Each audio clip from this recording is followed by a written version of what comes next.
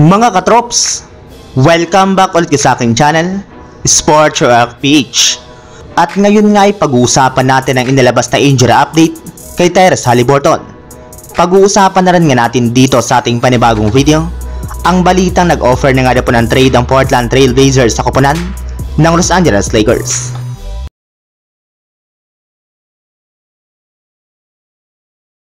Napaka-controversial nga po mga katrops ang pagtatapos ng game ngayong araw sa pagitan ng Indiana Pacers at Boston Celtics dahil sa dalawang questionableng tawag ng mga referee sa uling mga segundo ng 4th quarter.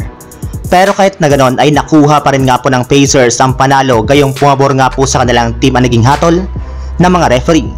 Ang problema lamang nga po mga katrops ay hindi na rin naman nga po nila alam ang kanilang sunod na gagawin since nawala nga po dito ang kanilang superstar guard na si Tyrese Haliburton na nagtamo ng injury sa likurang bahagi ng kanyang hita sa uling 3 minuto ng 2nd quarter matapos siyang madulas sa kanyang ginawang drive sa ilalim ng basket. Ito rin naman nga po ang dahilan bakit kinailangan niyang umalis ng maaga sa kanilang game at kinailangan rin naman nga po siyang buhatin ng kanyang mga teammates since sa sobrang sakit nga po ng kanyang hita ay hindi nga po ito makalakad. As of now nga po tinitingnan pa rin nga po nilang kalagayan nito. Sadyang inaasahan na rin naman nga po ng kanilang team na mawawala ito sa kanilang mga susunod na game ngayong January. Samantala, pumunta naman tayo sa ating sunod na pag-uusapan sa balitang nag-offer na nga po ng trade ang Portland Trail Blazers sa koponan ng Los Angeles Lakers.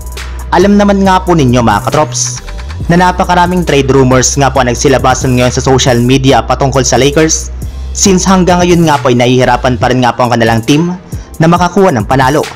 At yes, trade na lamang nga po nag-iisang paraan at daan upang mapalakas ang kanilang lineup since sinubukan na rin naman nga po ng kanilang mga coaches na gumamit ng iba't ibang klaseng adjustment at hindi rin naman nga po ito gumana. At base nga po sa pinakahuling nilabas na balita ngayong araw, willing na rin naman nga po ang Portland Trail Blazers na makipag-trade sa Lakers at ibigay dito ang kanilang mga players na sina Jeremy Grant, Malcolm Brogdon at si Ryan Robert basta't makukuha nilang kapalit dito sina D'Angelo Russell, Rui Hachimura, Gabe Vincent, Jalen Hood-Schifino at 2 future first round pick. Kaya dyan pa lang ay mukhang nasa mga kamay na nga po ni Rob Pelinka at ng Lakers ang uling desisyon kung gagawa sila ng trade o hindi. So yun lang mga katrops, ang handog kong story ngayong araw. Sana nag-enjoy kayo, please like and subscribe my YouTube channel, Sports React PH para sa iba pang story at update patungkol sa NBA. Kita-kits muli sa ating susunod na video.